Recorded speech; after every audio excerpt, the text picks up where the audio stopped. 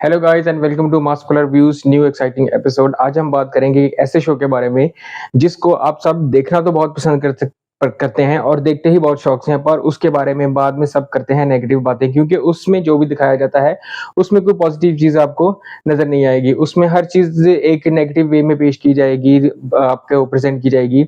मैं बात कर रहा हूँ बिग बॉस की। जी हाँ, बिग बॉस का सीजन 18 लॉन्च हो चुका है। कुछ दिन पहले उसका प्रीमियर हुआ।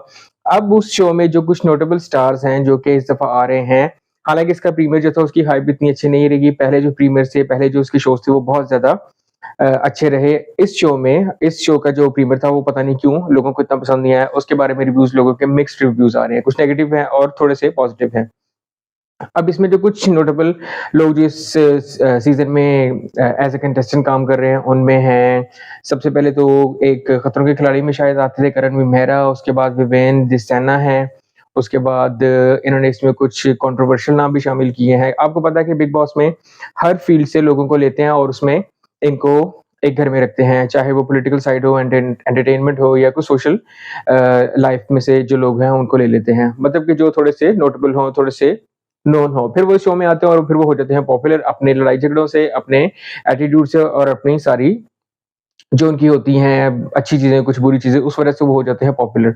अब इसमें जो मुझे लग रहा है, जो मेरी थिंकिंग है इस शो के बारे में, वो ये है कि इस शो में इतना कुछ दिखाने के लिए है नहीं है। चीजें नेगेटिव हैं, मतलब कि आप कोई अच्छी चीज भी दिखा सकते हैं, आप किसी चीज को, बुरी चीज है तो उसको पॉजिटिव वे में भी दिखा सकते हैं। अब इसमें जो मेरा सबसे मेन इशू है वो ये है कि आपने इसमें जो कुछ कंटेस्टेंट लिए हैं वो उनका जो बैकग्राउंड रहा और उनके जो कुछ इश्यूज हैं, आपने वो लोग चुने हैं। जैसे कि इसमें अगर हम बात करें शहजादा धामी का, तो वो टीवी के स्टार हैं, वो टीवी में उनका शायद कुछ सीरियल्स में से उनका कुछ इशू हुआ, उनको निकाल दिया उनके बैड एटीट्यूड और बिहेवियर की वजह से। उसके बाद फिर एक और हैं रजत दलाल हैं, उनका जो है कोई लीगल इशू चल रहा है, उसको भी इन्होंने इसमें कास्ट कर लिया हुआ है। फिर एक और कोई स्पिरिचुअल लीडर हैं, अनिरुद्ध आचार्य शायद नाम है उनका, वो भी शो में आ रहे हैं। अब आपको देखेंगे ये किस तरह के लोगों को ला रहे हैं, जिनका बैकग्राउंड कैसा है, जिनकी फॉलोइंग कितनी है, ये आप खुद देख लेंगे इस सीजन में। जब इसका एपिसोड तो शायद एक आ चुका है, और जब आप देखेंगे इसके बाकी एपिसोड भी आने वाले, तो आपको खुद अंदाजा होगा कि इसमें ये इस दफा ये लोग क्या करने वाले हैं। पर्सनली मुझे बिग बॉस का ये जो वाला इस तरह के जो प्रोग्राम्स है उसका जो फॉर्मेट है मुझे बिल्कुल पसंद नहीं है। मैं इसको बिल्कुल लाइक नहीं करता। मैं सिर्फ आपके लिए वीडियो बना रहा हूँ, आपको इसका रिव्यू दे रहा हूँ कि एक ही घर में लोगों को रखा जाता है और उससे वो चीजें करवाई जाती हैं जो कि हम सोशल लाइफ में कभी शायद सोच भी नहीं सकते कि एक घर में रहते हुए हम ये चीजें करें और ये सारा कुछ करें। जैसे कि वहां पे लोगों को इतना आपस में वो किया जाता है। एक बात मैं आपको बता दूं, ये सारे शोज और बिग बॉस जो है, इसके अलावा इस तरह के जितने भी शोज हैं, चाहे वो खतरों के खिलाड़ी हैं, चाहे वो कोई और शो है, वो सब होते हैं स्क्रिप्टेड।